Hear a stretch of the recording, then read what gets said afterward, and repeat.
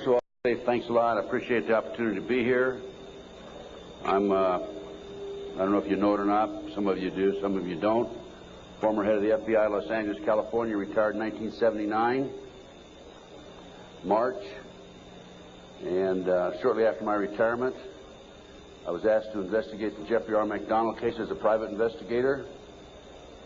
He's a former Green Beret doctor who was convicted of murdering his wife and 2 children in Fort Bragg, North Carolina, February 17, 1970. It's a long story. I put in about 2,000 hours on the case. When the case first began, my investigation first began, I told Dr. McDonald that I would investigate the matter for him. He had just been convicted and was sentenced to 3 consecutive life sentences. I think I'm going to sneeze. I didn't make it. Okay. 3 consecutive life sentences. I told him if I found out that he was guilty, I would no longer be on the case. I would drop my investigation. Much to my surprise, from the evidence that I read, information that I developed over a period of several years, I've established beyond any question of a doubt that this man is absolutely innocent. And on October 25, 1980, I obtained a signed confession from Helena Stokely, the girl in the floppy hat, if you know the case. By the way, there was a best-selling book, Fatal Vision, and a movie out on this. And the girl in the floppy hat said that Dr. McDonald did not commit those crimes. They were committed by my satanic cult group. And it was my initiation into the cult that night. And she gave me detailed information about the movement within the house that night, who did what. And I said to her, Helena, how do I know you're telling me the truth? And so one of the questions I asked her, there's a whole series of questions I asked her, and this is on audio video in some instances, the video, but always on audio. She said, I said, Helena, tell me about describe the jewelry box on the dresser in the master bedroom. And she described it right to a T. And just to make sure, I went down to Sears Roebuck and got a catalog and brought it back. And I said, Helena, pick out the jewelry box in this catalog that was on the dresser. She picked out the jewelry box. It matched. Also, she told me that she attempted to ride a rocking horse in the child's bedroom that night. But she couldn't ride it because the spring was broken. The only way she could have known that spring was broken was to have been there the night of the murders, February 17, 1970. So anyway, I submitted a 1,200-plus page report, actually 1,100-plus page, almost 1,200 pages, in March of 1981 to the FBI, Judge Webster, with a personal letter. He was director of the FBI. And I said, Judge, I believe this man is innocent, and he'd run out of money, and, you know, I'd continued to work it as I usually do. And I think that the FBI should continue along the lines of my investigation. And much to my surprise, I started receiving, by the way, it also went to the FBI and to the U.S. Department of Justice, the Solicitor General's office. And much to my surprise, my witnesses, my 19 new witnesses, including Helena Stokely, started calling me and saying, hey, Ted, the FBI has interviewed me. They're trying to get me to recant. And I'm saying to myself, that isn't the responsibility of the FBI. The FBI is supposed to gather information, not destroy it. And that was my first clue that we had a serious problem in that case. And then I continued on, and I had a number of other cases that I handled privately. And in each instance, I noticed evidence was lost, destroyed, stolen. I noticed that there were strong indications of corruption. So I asked myself, now what's going on here? And over the years, I started gathering material until about 2 years ago. Up until about 2 years ago, I kept saying there's a loose-knit network operating in this country involving drugs, pedophilia, pornography, prostitution, corruption, et cetera, et cetera. 2 years ago, from my research, I'm convinced it's much more serious than that. It's more than a loose-knit network. It is a conspiracy. And you know how the news media comes after us and we use the word C, conspiracy, that C word, well, they can come after me all they like, because I guarantee you right here and now we do have a conspiracy, and I'm going to prove it to you here today. Now, one of the things that convinced me and really got me started in this regard, by the way, this conspiracy involves pornography, drugs, corruption, involves pedophilia, involves organized child kidnapping rings, the finders out of Washington, D.C., CIA cover, covert operation, involved in the international trafficking of children, terrorism, bank accounts, and it goes on and on. By the way, I strongly urge you to go to my booth after this lecture and get my research, my book and my research on missing children. We're going to go into that a little bit in the lecture. But my missing children lecture documents that the finders, an organization in Washington, D.C., this CIA front. It's a covert operation. They're involved in the international trafficking of children. And I have a U.S. Customs report, official U.S. Customs report, in my book on the missing children. So I urge you to get it. It's only $10. Now, if you buy any of my products, any of my research, I beg of you, I don't want you to buy it unless you make a half a dozen copies and send it to your friends, okay? The name of the game with me is not copyright. I could care less about copyright. The name of the game is education, education, education. We need to know what's going on in this country today. So anything, any of my research that you buy, please make copies and get them out to your friends. That's what it's all about.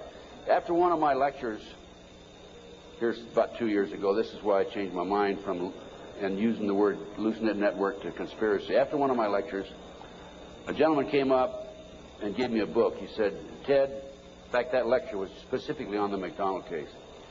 Ted, here's what it's all about. Take this book and read it. And this is the book, folks. It's called Pawns in the Game. Now, if you don't know this book, if you don't know of it, I urge you to buy it. I've been trying to buy it, but I noticed one of the vendors out here has it.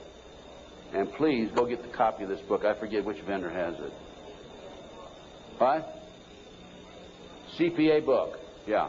I noticed they had 3 copies. Are you with CPA book? Huh? Richard Flowers is CPA. Richard Flowers. Go get this book when it's over and order some more copies. I'm going to order some myself and start selling them in my flyer. Anyway, it's called Pawns in the Game, and it's by William Guy Carr.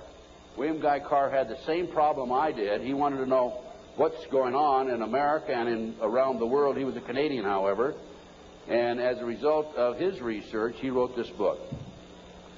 So, we have the Illuminati. Now, the Illuminati was established in 1776 by a fellow named Adam Weishaupt. In 1773, he was commissioned by one of the Rothschilds, House of Rothschild, to put together an organization called the Illuminati. And he culminated his work in May the 1st, 1776. If you'll notice, that's a communist holiday. And we're going to have to move along pretty fast. This is actually a 4-hour lecture I'm going to give you today. We're going to do it in probably an hour and 15, 20 minutes. But some of his goals, and the goals that he was commissioned to set up, there were 25 of them. And here they are right here. Here's the beginning of it right here. And rather than read each one of them, I'm going to summarize it, okay, because we got a lot of work to get into. Number 1 issue was men are inclined to evil rather than good. Number 2 goal and issue was to preach liberalism. Number 3, use the ideas of freedom to bring about class wars. That's what we're doing today. Number 4, any and all means should be used to reach our goals as they are justified. Any and all means. Number 5, their rights lie in force. We're talking about the Illuminati rights lie in force. Number 6, the power of our resources must remain invisible until the very moment when it has gained the strength that no cunning or force can undermine it. And if you will notice, it's been a very few people know about the Illuminati, so they have maintained their invisibility until most recently. Number 7, advocated mob psychology to obtain control of the masses. Number 8, use alcohol, drugs, moral corruption, and all forms of vice to systematically corrupt the youth of the nation. I mean, I don't need to document that one. How about South Central L.A., CIA drug operations coming in there? How about Mena, Arkansas? Drugs coming into this country, arms and munitions going out. If you don't believe me, talk to Terry Reid, talk to Chip Tatum, talk to some of these other individuals who I know personally know. During the recent, last fall actually, drug hearings by Mr. Arlen Specter, Senator Arlen Specter, one of the big phonies of Washington, D.C., the magic bullet theorist, I watched those hearings, and I couldn't believe the mamby-pamby, weak witnesses he brought forward, people that really had no direct knowledge of the drug operation. And that hearing was about bringing drugs into South Central L.A. by the CIA. I sent him a list of 16 names of people who've had personal, direct knowledge of drugs being brought into this country by the CIA. Never heard another word. None of those people ever appeared as witnesses. I might also mention in Oklahoma City, I sent my report, copied my report back to the committee. I sent them a fax and said I had information which would be vital to your investigation of the Oklahoma City bombing. That report, by the way, is also available to you. I urge you to buy it. Never received a response. Number 9, seize property by any means. We're seeing that on a daily basis. Farmers, businessmen, people who are arrested on nebulous charges, their property's being taken away from them. Here's an example right here. This lady right here, she lost everything. Everything. They've come out and raided her house twice, Linda. Twice, Linda. This lady had a house that she bought before her marriage. It was in her name, and they seized it. She no longer has that house. Number 10, deal with the use of slogans such as equity, liberty, fraternity into the mouths of the masses in psychological warfare. Boy, if that isn't Bill Clinton, I never saw it and never heard it before. That man is unbelievable. As former Congressman Dennemeyer describes him, he's a draft-dodging, womanizing, pathological liar, and he certainly fits into item number 10. Number 11 dealt with war, number 11 theory and goal. In 1773, Adam Weishaupt set down policies that were publicly announced in 1939, folks. 1773, publicly announced 1939 by Britain and the United States. And the war should be directed so that the nations on both sides are placed further in debt and peace conferences conducted so neither combatants obtain territorial rights. Yalta. Perfect example. Stalin, Roosevelt, Winston Churchill after World War II. Number 12. Told those present that they must use their wealth to have candidates chosen to public office who would be obedient to their demands and would be used as pawns in the game by the men behind the scenes. The advisors will have been bred, reared, and trained from childhood to rule the affairs of the world. We have that today without any question. The men behind the scenes. Number 13, control the press. If you heard my lecture yesterday on Oklahoma City, I documented that the mainstream media is being controlled by the big power people, by the phony politicians, by the bureaucrats, without any question about it. Information in the media, I have an itchy nose today. Maybe I'm going to kiss a fool or something, okay? We have a documentation of that, and I have that in some of my lecture material out and also my books. Number 14, their agenteurs will come forward after fomenting traumatic situations and appear to be the saviors of the masses when they are actually interested in just the opposite, the killing of the masses. The riots in Watts, the riots in South Central L.A., folks. Number 15, create industrial depression and financial panic, unemployment, hunger, shortage of food. Use this to control the masses or the mobs, and use the mobs to wipe out all those who dare to stand in the way. Well, I'll tell you right now, every expert I've talked to is talking about food shortage. And it's coming, I'm convinced. And we also know about the market crashing here in October. I had a market specialist on my radio talk show, and if you don't listen to my show, I urge you to, because it's a real good, solid education for you. Just this week, George Green, he was also on my show on October the 6th. George told us on October the 6th there would be a crash of the market in October. It came. Now he told us this week there will be another crash, and it will drop, he thinks, 2,000 points. So we'll see what happens. I hope it isn't true. Number 15, create industrial depression and financial panics, unemployment. I've already covered that. Number 16, infiltrate into the secret Freemasonry to be used for their purposes. That's been documented many times. Number 17, expound the value of systematic deception. Use high-sounding slogans and phrases and advocate lavish promises to the masses, even though they cannot be kept. Again, Bill Clinton. George Bush was good at that, too, by the way. What's the difference between the Republicans and the Democrats high up? None. Zero. You know, Mr. A, who has a booth next to mine, mysterious Mr. A, he talks about subliminal messages. If you look at the logo of the Republican Party, you know the elephant with the 3 stars across the top? Well, if you look at it today compared to 2 years ago, the stars have been inverted. The point used to be at the top 2 years ago. Now the point's at the bottom. Satanic, folks. I can't say for sure, but that's a subliminal message. Inverted stars.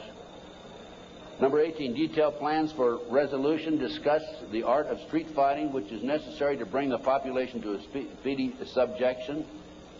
Number 19, use their agentures as advisors behind the scenes after wars through secret diplomacy to gain control.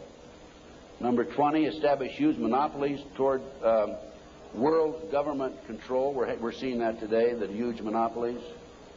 Number 21, use high taxes and unfair competition to bring about economic ruin by controlling raw materials, organize agitation among the workers, and subsidizing competitors. GATT, NAFTA. Number 22, build up armaments with police and soldiers sufficient to protect our interests. A few years ago, we had 11 federal agencies that were authorized to carry sidearms, firearms. Now we have 39. Number 23, members and leaders of the one world government would be appointed by the director. Okay, Presidential Directive 25 allows the president, by the way, this is classified, secret, not available to the general public, allows and orders that the President of the United States, in the event of a conflict or a crisis in this country, transfers the power, his powers, over to the Secretary General of the United Nations. Number 24, infiltrate into all classes and levels of society, of government, for the purpose of fooling, bemusing, and corrupting the youth members of society by teaching them theories and principles that we know to be false. This is the outcome-based education program being shoved down our throats by the United Nations. Number 25, national and international laws should be used to destroy civilization. There's talk about the world population being decreased to 500 million, the United States population being decreased to 20 million. And we look at the war that we had in the Gulf War syndrome. Look at the people that died there. There were 700,000 troops, American troops there. 4/5 of them today cannot even do a push-up because they're so ill and so sick. They've been washed out of the service. We have a new army, basically. And the story goes on and on. Okay. What are we talking about here? There's a considerable overlap in the United States from the various groups, organizations, individuals, whatever you want to call it. But one of the driving forces behind this movement, the Illuminati, is the satanic cult movement in this country today. Now, when Alina gave me that signed statement, I said, what in the world is this all about? I don't know anything about Satanism. I'd heard the word, and that's about it. From the Bible, of course. So I began my little journey forward. And one of the matters that I developed information about was an individual I learned about was Aleister Crowley. He likes to have his name pronounced Crowley to rhyme with holy. And the Satanists today, and for the number of years in the past, have basically used his philosophy and his writings as a guide. And so let's talk about some of his writings and teachings. And here we have Of the Bloody Sacrifice.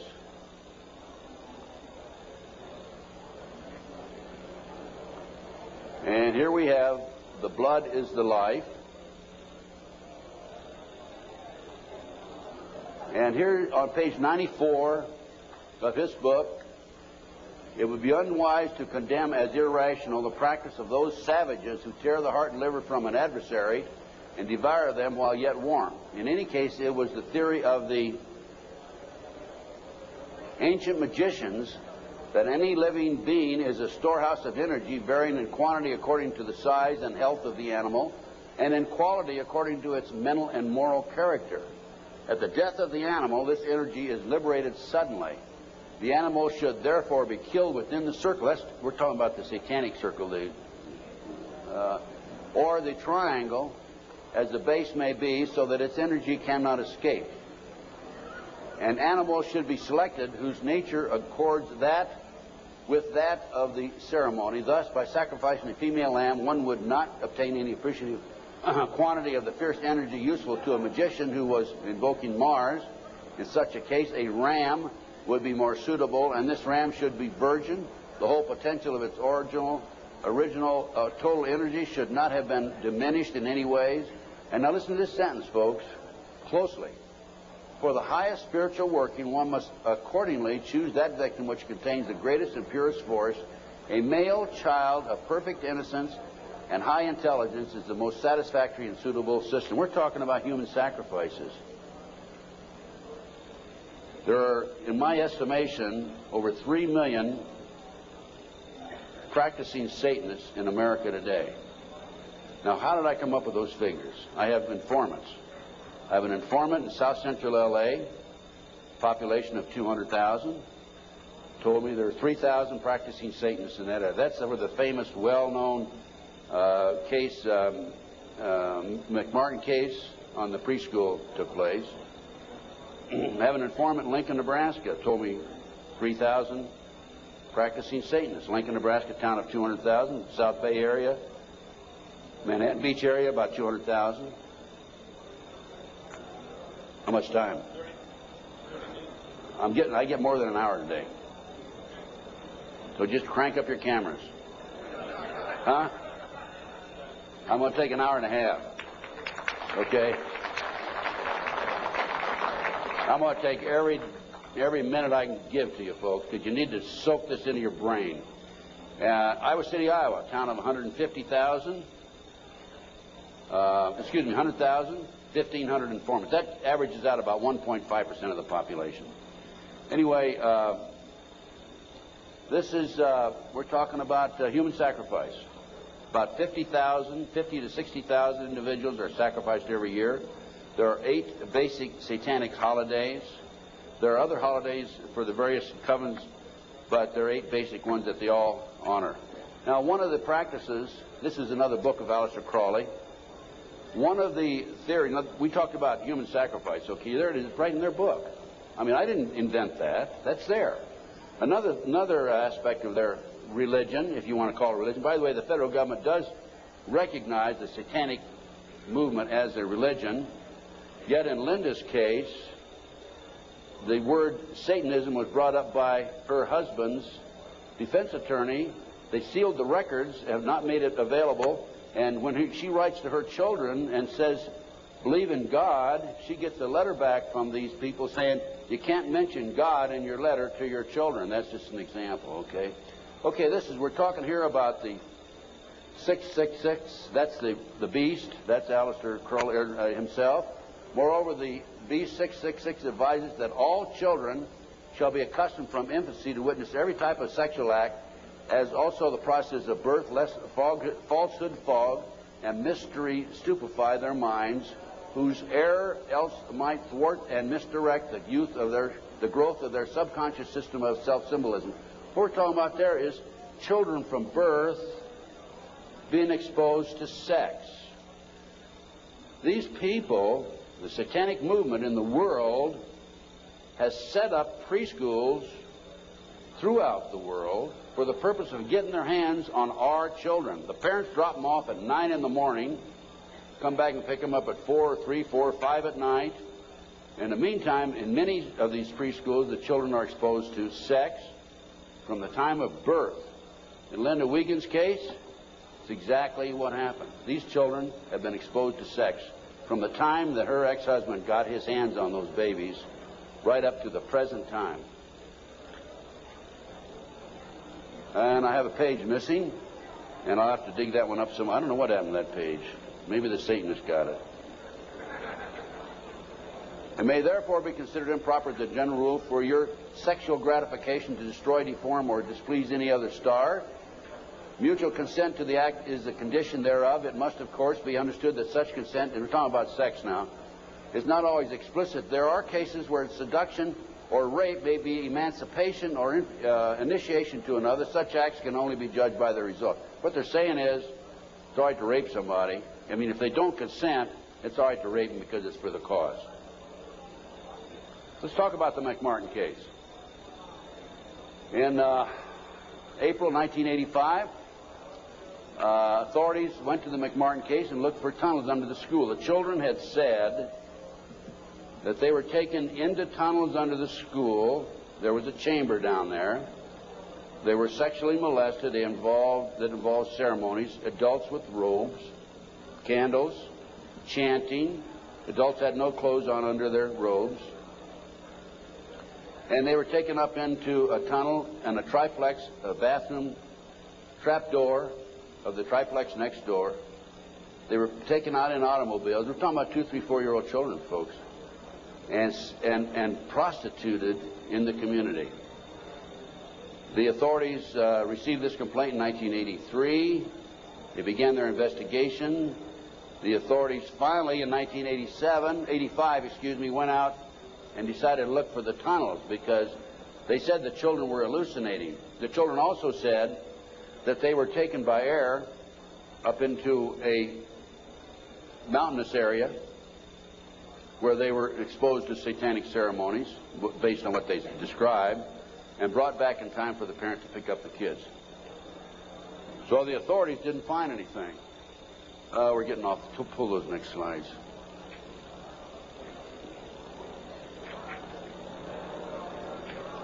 Well, I'll tell you what. In the spring of 1993, I heard that the property of the McMartin School had been sold from the McMartin family to the defense attorney, actually given to him. He didn't make enough off the county. His bill was only $3 million. And from there, he said he was broke and he sold it to a contractor. The contractor was going to build an office building on the space. And I heard that the contractor had this property, and so I went out and contacted him. And I said, "Dear sir, I would like to have access to that property." He said, "I'll give you 2 weeks." I signed a contract, assumed liability, and along with some of the parents, we hired an archaeologist from UCLA, Dr. Gary Stickle, knowing full well that I'm not qualified to say there's tunnels under there, even if I found them. And we began our dig. At the end of 2 weeks, I had to stall, because Dr. Stickle was not quite ready to admit there were tunnels. It took us 34 days. At noon the 34th day, with the bulldozers, with their motors running, ready to knock the building down, he was going to knock the building down and then build this office building, Dr. Stickle said, "You know, I can say without any question right now, there have been tunnels under the school. They were filled in." Now, I'm going to show you the documentation on the tunnels. This is it. No, keep it there. Keep that there.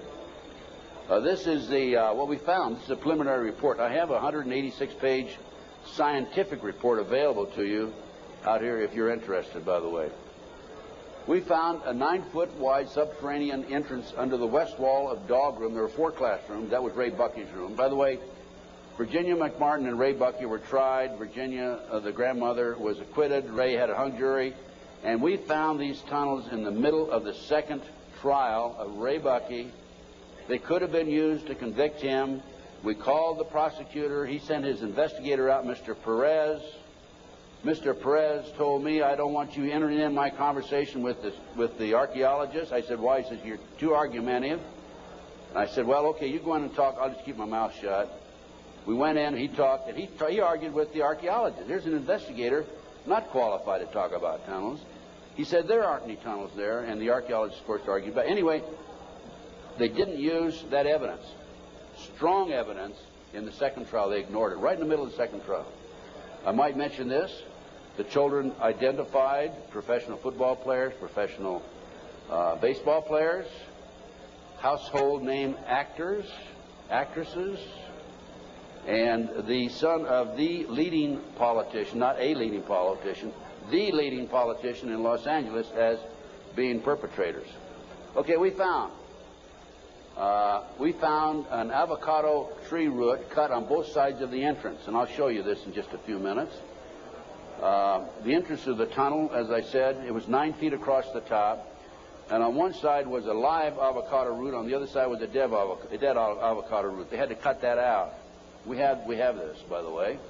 We found a plastic Disney bag, copyright 1982, about 4.5 feet below the classroom floor, and 3 to 6 inches in from the entrance and under the foundation. Now, the reason that plastic Disney bag is so important is because we think that they filled the tunnel in 1982 when the complaint was initially brought to the attention of the authorities. I said 83 earlier, it's 82 when the complaint was made.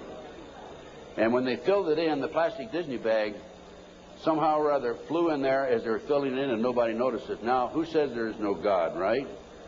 What documentation, fantastic documentation, that tunnel, the entrance to that tunnel, this is right at the entrance, was filled in 1982 or sometime subsequent to 1982. Mr. Ken Lanning, the outstanding, know-it-all FBI expert, behavioral science, says that I took that garbage bag in 1993 out of a trash can and placed it there, that I planted evidence. Of course, Mr. Lanning says there's no organized satanic movement in this country today. There's only a few dabblers here and there. Thank you, sir. We have another 3 hours to go. Okay, can you hang in there? Okay, the tunnel proceeded south, then 45 feet through classroom 4 and 3 and north, then 10 feet within the classroom 4. The tunnels were 30 inches wide, 44 to 46 inches deep, with the top of the tunnel 30 inches under the classroom floor. The children were able to walk through it. We're talking about young kids now, right? The adults had to stoop down and walk through it, but they could do it. The tunnels were built in kind of a triangular, or I should say a semicircle type, so that they had natural support, I guess. These people know everything. They are brilliant. The footing between classroom 3 and 4 was arched, for the tunnel passed underneath it, and 12 inches shorter in depth at this location than the same footing 12 feet to the north. I'll show you that in just a minute. That's significant, because the arch was where the tunnel went, and it was arched in that particular location, whereas 12 feet away, it was 12 inches longer or thicker. Footing between, let's see, there were 4 large upright containers were found in the tunnel under the arch, obviously hand-placed. A 9-foot wide chamber was found along the tunnel across classroom 4. The top of the chamber and the top of sections of the tunnel had layers of plywood covered with tar paper, which had apparently been supported by cinder blocks and 2x2 and 2x4 wooden posts found underneath. Tunnel features made it evident that the tunnels had been hand-dug. The 7-foot tunnel extended into the triplex next door. Tunnel extended from the bathrooms off the office and classroom 1 to the front yard of the triplex next door. Front yard concealed from the street by a 3-car garage. Children described the entrance and exiting tunnels in the triplex yard, exactly where the tunnels and exit were found. A 39 by 41 inch area under a hole cut in this neighbor's bathroom floor had been excavated and subsequently tilled. Now, that was where the kids told us ahead of time that they were taking us up in a trapdoor in this bathroom.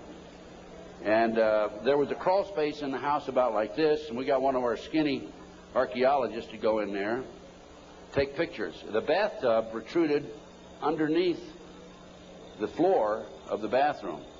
There was a bathroom in the back of the same building in another apartment. It did not protrude there. This was the space we're talking about, 39 by 41 inches. Just enough room for a kid to come up and be taken out. Other significant facts: small white plastic plate with 3 pentagrams, hand-drawn on the top of the light green paint, was found by the archaeologists. Pentagrams were hand-drawn by an adult and not part of the manufacturer's design. Many other artifacts were found whose analysis will be released upon completion of the test. The analysis has been released. That's the scientific report I told you about. No doorknobs were on classroom 3, only a deadbolt lock. Each classroom had an on and off switch which was labeled fire alarm. The system did not connect to the fire station but was used as an alert within the school if somebody came around. More than 2,000 artifacts were found under the school floor, including over 100 animal bones. Due to the constraints and time constraints and so forth, we had to discontinue the process on noon the 34th day. By the way, this cost us, a lot of people donated their time. It still costs us money. It cost us between $55,000 and $60,000. I personally put in $17,000, which I ended up, in many instances, paying over a long-term period payment plan. This is a floor plan of the whole lot. There is, right there, the building itself. This is the entrance, the concrete slab, a vacant lot there. This is a yard. And here's the avocado tree we're talking about. And here's the entrance right there. Now here is the tunnel. It came in here, extended here, and here's the chamber across here. We think, but didn't have time to explore this, the tunnel went up here. Now we definitely were able to come up with it here, right here, and it came into the bathroom over here. Okay. There's the entrance. 9 feet across here. I'll show you a diagram in a few minutes. There's the avocado tree. Those roots are live. Over here we had a dead avocado root. Okay, next. There's a plate that was found in the play yard, buried about 6 inches under the sand, with the pentagram on it. That's right. And here's a diagram of the tunnel. This is the entrance of the tunnel. Now that's the floor, the footing for the classroom floor. Here's the plastic Disney bag, was located right there, partially under the footing and partially out. And this AF means artificial fill. And this was the shape of the entrance.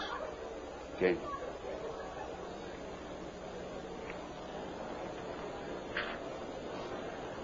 Here's your diagram. These are your drawings. Artificial fill. Here's the avocado root there. Here's the dead root over there. Distance 120 or 21 inches below and 14 inches below the footing. There's the avocado root there, live avocado root. And these are all diagrams by the archaeologists. Good documentation. There's the roots themselves. That shows you the size, 2 centimeters. Next. There's the plastic Disney bag. Turn it over. There's the plastic Disney bag. Disney, classroom 82, 83. Sandwich bag. It was a sandwich bag. This shows the arch of the tunnel. Now, the school was built in 1966, which means the foundation was laid then. And here's your arch. And this is from classroom 4 here into classroom 3 over here. And it was 12 inches higher over to the left. Go ahead.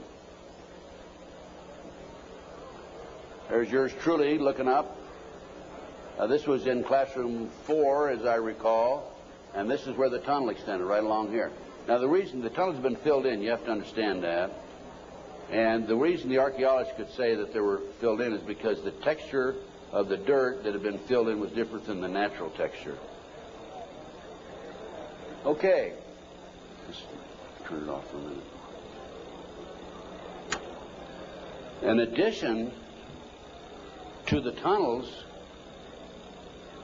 I developed information that an abandoned satanic site was in Crestline, California. Crestline, California is in the mountains. The kids said, remember a few minutes ago, they were flown by jet, or flown, they didn't say jet, into the mountains. There's an airport 10 minutes from the McMartin Preschool. It's Hawthorne Airport. There's a landing strip in Crestline. I heard about this abandoned satanic site, and I went up to the site, took pictures. And this is what by the way, before I go on with this, I called the prosecutor in the McMartin case. And I told her, hey, I think I know where the children were taken. If they weren't, it's certainly worth looking at. And I will be glad to make this information available to you. And if you want to have the children go up and look at this abandoned satanic site, we can.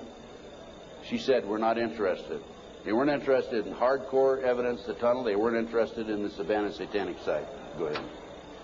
This is what we found. 666, one of the satanic signs. That's a stone on the site.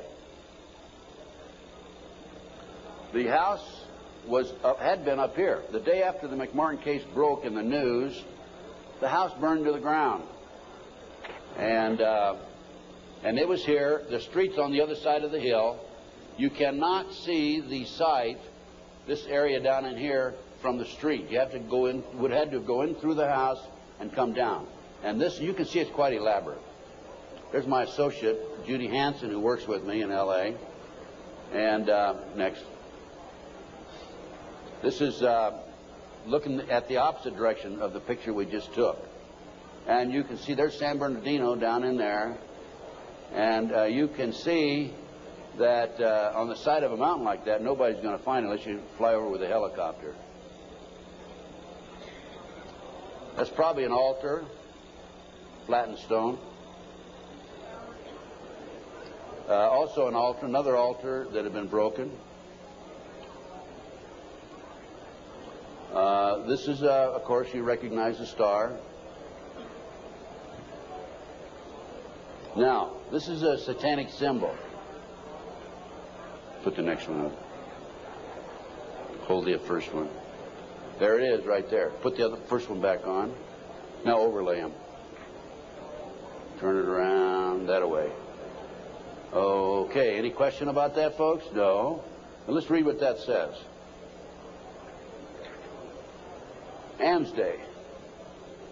Asmodee, a strong and powerful king, appears with 3 heads, the first like a bull, the second like a man, the third like a ram. He has a serpent's tail, the webbed feet of a goose, and he vomits fire. He rides the infernal dragon, carries lance and pennon, and is the chief of the power of Ammerman. He must be invoked, be bareheaded, or otherwise he will deceive. He gives the ring of virtues, teaches arithmetic, geometry, and other handicrafts, answers all questions, makes men invisible, indicates the place of concealed treasures, and guards them if within the domain of the Ammerman. Oh, what do we got here? Another satanic symbol. You think that wasn't a satanic site? Overlay it. Okay. Is that it? The other way around, isn't it? Yeah. Flip it around. Okay, there you go. Okay, now let's read what that sign means. That is the seal of Amsman scale. I guess that. No, that's the wrong. That's the one before. Belial, a mighty king, created next after Lucifer, appears in the form of a beautiful angel seated in a chariot of fire and speaking with a pleasant voice. He fell first amongst the superior angels who went before Michael and other heavenly angels. He distributes preferences of senatorships, causes favors of friends and foes, and gives excellent families. Familiar? He must have offering and sacrifices made to him. Next. And there's another satanic sign. I couldn't make that one out, so I couldn't match it with anything. obviously. Here's some ovens.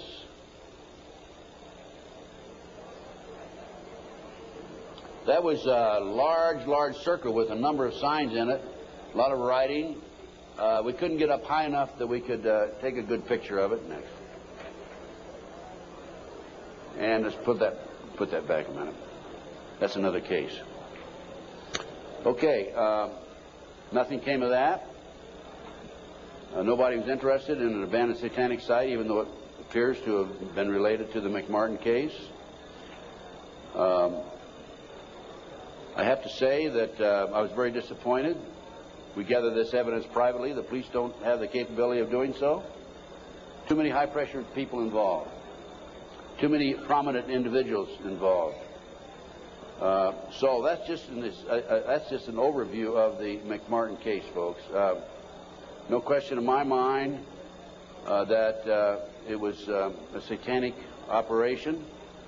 And Dr. Roland Summit, UCLA psychiatrist, says, who's done a lot of research in this field also, that there are 50 other preschools in the country where the kids have talked about going down into tunnels. Now, this is another case that I worked out of Philadelphia, similar case to Linda's. And this is the Lou Bear case. Lou called me back in, I guess, the late 80s. And he said that he had gone underground with his children. The great FBI came in with their SWAT team, as they did with Linda, raided his house, grabbed him, put him in jail, took the children, turned them over to his ex-wife, whose boyfriend, according to the children, was sexually molesting them. And Lou said, "What can I do, and how can you help me?" So I was willing to go back and testify for Lou. And one of the matters that I was going to testify about were the drawings by the kids. And it's not a funny thing, but it's an established fact that children who have been sexually molested for some reason or other, when they're, 2, 3, 4, 5, 6, 8, 10 years old, whatever, will invariably draw pictures of their activity, of their exposure to these nefarious matters. Invariably they do that. Now, when I was that age, I was drawing cars and airplanes, and the girls were drawing flowers, right? But these kids invariably will draw these pictures. As you can see from Linda's case, she has pictures at her booth that her children have drawn. Now, I was going to go back and testify for Lou, and I was going to say that based upon my reviewing the pictures drawn by the children, they've been exposed to a satanic activity. This is the most telltale of all the pictures. I'm going to show you a series of them. This is a totem pole with a goat's head at the top. Children at the various highest level. I understand, again, I say I understand because I'm not sure, because there's so much secrecy involved in the satanic movement. 8, 10 layers of classes of people within themselves, like the dabblers on up to the very highest level. But from my sources and my informants, I've been told that the various highest level of Satanism, you will have the totem pole, which is usually 3 to 6 feet tall, made out of wood, with the goat head at the top. So I was going to testify that based on my experience, that these children were exposed to the highest level of Satanism mainly because of this drawing right here, the goat hole, the totem pole with the goat's head. The judge would not allow me on the witness stand. I flew all the way to Philadelphia from Los Angeles, wouldn't allow me to testify. These are some of the other drawings. This is a body on a slab, undoubtedly an altar where they sacrifice in blood. The genitals, and let me mention this also, children who have never been sexually molested in a recent study, not a recent study, a study back about 7 or 8 years ago, children who have never been sexually molested do not draw the genitals. Children who have been sexually molested, a high percentage of them draw the genitals, and so children who have been ritualistically sexually molested, a higher percentage will draw the genitals. Little Matt Bear drew a picture of people, a fire, a baby being thrown in the fire, human sacrifice, obviously. An altar, bone, liver, blood, kitty. And another ritual ceremony. Here's trees, people, fire. And another, people have no cloth on, he says. Table, knife, devil. Okay, that's the Lou Bear case. Now, I think we're going to we got just a few more minutes, and I want Linda to take the podium, talk about her case. But I'm going to run through these next slides real fast, Linda. 100,000 children disappear every year per Reader's Digest, July 1982. Next. This is the official U.S. Customs report that establishes the great CIA, under the name Finders, a covert operation, is involved in the international trafficking of children. It's about 9 or 10 pages long. We'll just flip through the pages. If you want to take a look at this report, go to my table and take a look at it. And if you want, please buy it. It's $10. Make copies. Get it out to your friends. Okay, just go real quick. Keep going. Go to the last page. Just flip them and then just go to the last page. That's how long it is. Keep going. And some more. That's it. Okay. The way this case came about is a group of children were seen in a park in Tallahassee, Florida in 1987. The police were called. The men were well dressed. They had a van. Police came out, talked to the kids. The kids said they were en route to Mexico to a smart school. And the police traced that van back up to the Finders in Washington, D.C. They raided the Metropolitan Police Department, raided the Finders headquarters and also a warehouse. And they found all this paraphernalia. They found information about international trafficking of kids all over the world. The Finder, based on my research subsequent to that, again, CIA covert operation. The customs agent was called into it because of the possibility of pornography, and I guarantee that there was pornography involved. Guarantee, okay? Now, this report, this was his report. Again, this is available, Missing Children, $10 at my booth. This report is the final interview by the customs agent when he attempted to go over and get more information than he'd already developed. Okay, let's just go over this. Leave it there. Yeah, leave it there. Okay. April 2, I arrived at the Metropolitan Police Department at approximately 9 a.m. Detective Bradley was not available. He was the detective who was supposed to help him. I spoke to a third party who was willing to discuss the case with me on a strictly off-the-record basis. I would advise that all the passport data had been turned over to the State Department for their investigation. They found passports in the van. The State Department, in turn, advised the Metropolitan Police that all travel and use of the passports by the holders of the passports was within the law and no action would be taken. This included travel to Moscow, North Korea, and North Vietnam during the late 50s and mid-70s. Folks, it was illegal to travel there to those countries during that period. The individual further advised me of circumstances which indicated that the investigation into the activity of the Finders had become a CIA internal matter. The Metropolitan Police report had been classified secret and was not available for review. I was advised that the FBI had withdrawn from the investigation several weeks prior, and that the FBI Foreign Counterintelligence Division, that's FBI headquarters, by the way, had directed the Metropolitan Police Department not to advise the FBI Washington field office, that's the field office, of anything that had transpired. No further information will be available. No further action will be taken. No action will be taken. The case was closed, and here we have a CIA internal matter. The Finders Group, the Finders case organization, was founded by a CIA agent back in the early 60s, and here we are, 1987, still operating. I have the man's name. I have all the information on it. A real quick overview: CIA experiments with mind control on children, MK Ultra.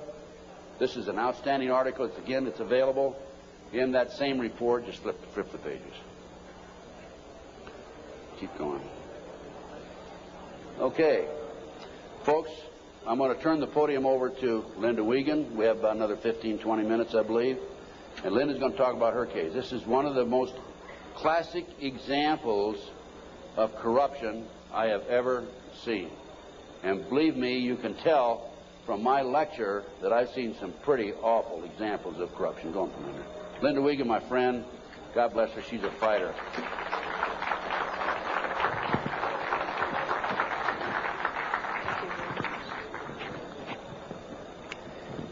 Thanks. I'm here to tell you I'm a living, breathing example of what happens when a satanic cult abuses your children. And sometimes I put slides above the abuse, but after seeing the slides of the children this morning, I think you understand what this is about. And there's pictures over at the booth right out here. The devil to me, maybe 10 years ago, was something that was, I went to Catholic church. I'm still Catholic and Christian. I went to church, and the devil was something out there that you didn't want to talk about at night, and you didn't talk about in the dark, and it was just something in science fiction movies. My children disclosed just sexual abuse in early 1993.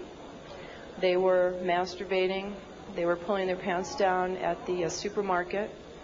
They started having oral sex with my St. Bernard, inserting pens and pencils into the dog's rectum. The behavior got worse and worse and worse. I woke up one morning. I don't usually talk about this stuff. I woke up one morning to the bread, the butcher block that you cut bread on, because I'm a vegetarian, so it wasn't a butcher block. And there was a huge bread knife in the middle of the butcher block with a big pool of ketchup in the middle of it. And that was on my kitchen table. And I said to my children, what is this? Who did this? What does this mean? And my son John said, Mom, this is some of the things that we have to see and that have been done to us. I knew I had a big, big problem, and I had no idea what it was called. I called all over the country. I had children's drawings for the police. My husband was under arrest for sodomy and oral sex with my children. And I had all kinds of drawings that had circles and people with, there was black candles always in the middle of these tables, and all this oral and anal sex pictures. And I went to the Catholic Church and I said, I don't know what this is, but it seems to me these drawings are significant. There are all kinds of symbols I don't understand, and devil heads and goat's heads, and I had no idea I did not know what satanic ritual abuse was. Church asked me if I ever had a psychiatric exam. And I said, actually, I'm completely sane. I just know that there's symbols in these pictures. No one would help me. Even though there was a prosecution going on, they said if you ever bring up satanic ritual abuse, your credibility is lost and you'll just be a kook and it doesn't exist and it's not organized in America. Just focus on child sexual abuse. So I took my children to a child sexual abuse hospital. And while they were being treated, and I had legal custody of my children, and my husband and his lawyers and the judge found out my children were in an expert hospital, they confiscated my house, everything I've ever owned, from my baby pictures to my clothes. I walked away with literally the clothes we had on our backs. Took my cars, my federal post office box mail, my income, my assets. I lost everything by taking my children to an expert on child abuse. It was trying to stop me from what my children could disclose from being uncovered, to try and just break that we had no assets to have my children have medical attention. The children were being treated for sexual abuse, and I had provided all the documentation. And one day, the doctor said to me, I need you to come into my office. She said, this is a classic case of SRA. I had no idea. I mean, SRA, is that like an Irish Republican Army thing? I don't know what SRA is. She said, satanic ritual abuse. And she showed me the drawings that the children were doing in her office, and they were of blood sacrifice, of people cutting their arms and dripping blood in chalices, of chalices with devil heads, and on and on and on. It includes group sex. It includes children being killed. And I remember I just felt like my guts were just punched out of my body. I did not know what to do. I didn't know where to go. I called every organization in the country asking for help, children's organizations. And no one wants to acknowledge satanic ritual abuse. And all the child abuse organizations only say that they lobby. They don't actually help people. And so my quest to save my children has taken me here. And as a consequence, and I can tell you here today, there are other mothers who are here today to ask me for help, who have children that were victims of satanic ritual abuse.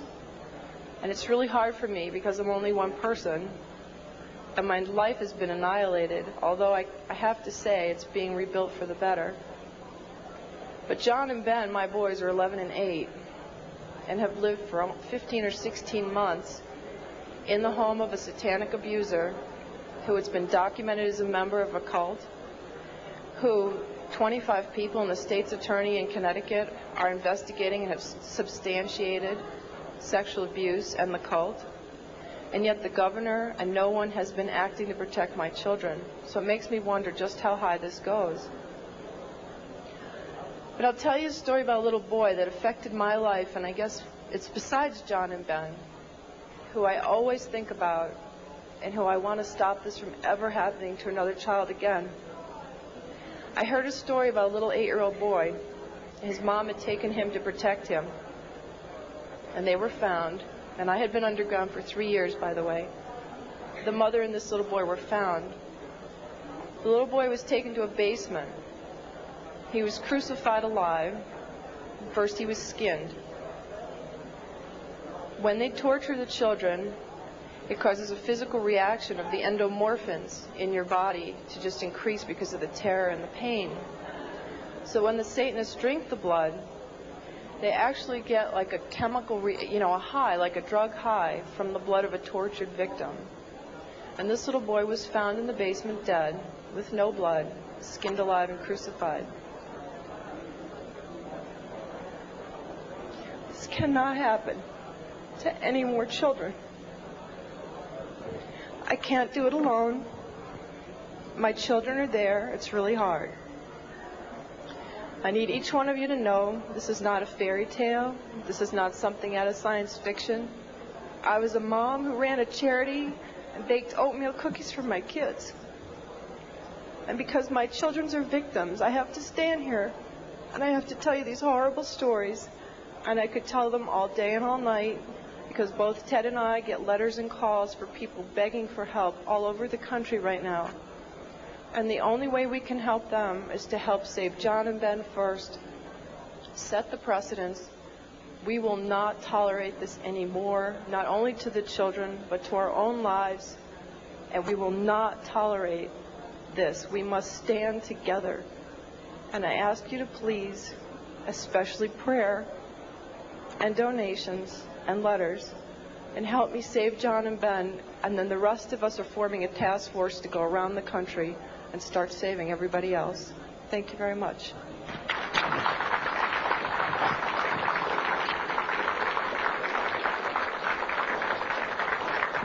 Thank you, Linda. Folks, thanks very much. Any of you have any questions? I guess there's no microphones up here, but go ahead, Renee. Just come down here in front and yell at me.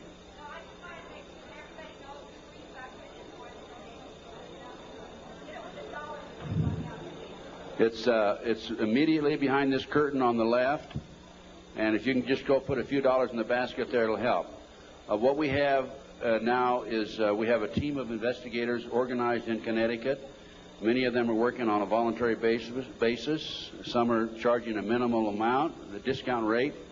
We have attorney fees. We have filing fees to file the civil rights federal violation case against the 4 judges.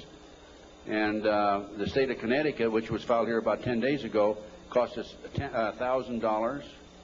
We served the 4 judges, 2 attorneys, and the governor with letters just about 2 days ago telling them unless they release the oldest boy back to Linda.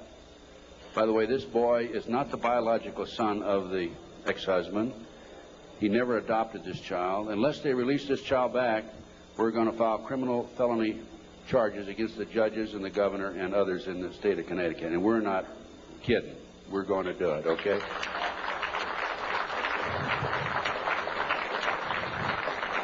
We have been working with a friend of mine. I brought him into the case, Jack Firm, a paralegal, Las Vegas, and he's probably one of the most brilliant men I've ever known. He's doing circles around these attorneys who have taken thousands of dollars, by the way, and he is really responsible for what's happening today more than anybody else. We're all a team, but still he's the one main man in the arena as far as the law is concerned. Any other questions that we have? Yes, come on up to the microphone, please. Come to the microphone, because they need to get this recorded. We listen to your stories, and we wonder if this happens to us or our family or anyone. Where would you go, and who would you go to? You quit the FBI. Terry Reid quit. And you implied that the governor, right on down, and, the president and all are crooked at the dog's hind leg. Who would you talk to if you had a problem tomorrow? Who would you talk to if you had a problem tomorrow? Give me a call. I'll help as best I can. I have a network of people that can probably help you. I've had a number of people contact me over the last several years, and I refer them to other experts. And we'll have to take each case at a time, but if we can help you, just give us a call. I have a flyer out here. It's got my phone number on it. No, I'm referring to something happens here in Denver. I need help. Do I call the police? Do I call the governor? Who do I call? If they're all crooked, as you implied, and I believe you, you go to them, and they draw a line and say, we're not going to investigate. What do you do? Well, that's why I'm saying call me. Because we have the network of people, and we're in the process of forming a foundation, and we're going to be seeking some money to finance it. And as Linda said, we're going to have a task force that will go around the country and handle these problems. We're probably going to be busier than the one-armed paper hanger, but just give us a call. We'll do what we can to help you. We'll try to help you. Can you go to the police? Yes, go to the police. Make a matter of record. What I suggest you do with the police is go talk to them personally, and then go back and write a letter, confirm your conversation, send it registered mail so you have it on record. Anybody you talk to in these type cases, make sure you have it a matter of record. Certified mail. Yes, question. Yes, will you name public profile figures that were suspects out in the California case? The people that were named by the children? Can you do that? No, I can't name them because I can't prove it. All I can tell you is what the kids said. And the kids, they basically have said that the children were not credible. And I think if I said anything, I'd be opening myself to a lawsuit. I'm not afraid. If I could name them without being sued, I would. But believe me, they're very prominent people. They're household words. What elements of possible satanic abuse do you see in the John Bonet case? Interesting question. What elements of possible satanic activity do I see in the Bonet case? I can't prove it. From the day that case broke in the news until today, I see signs of it, indications of it. The tourniquet around the little girl's neck. One of the practices that they have in their mind control activity is to take a child right up near death and then bring them back from close to death. I would suspect that that's a possibility here, that they took this child too far and the child passed away. I don't know again, but I'm saying based on my experience and expertise, good possibility of that. I'd say there's a good possibility that, in fact, I'm confident that the family knows much more than what they're telling. The fact that they were not cooperative for a number of months would indicate that. My instincts tell me that. I would have to say she was probably a victim of a pedophile operation or a pedophile ring, which dovetails into Satanism and cult activity. Any other questions? Well, thanks, folks. I enjoyed appearing before you, and I hope you learned something. Go buy some of my research and make copies and pass it out. Education.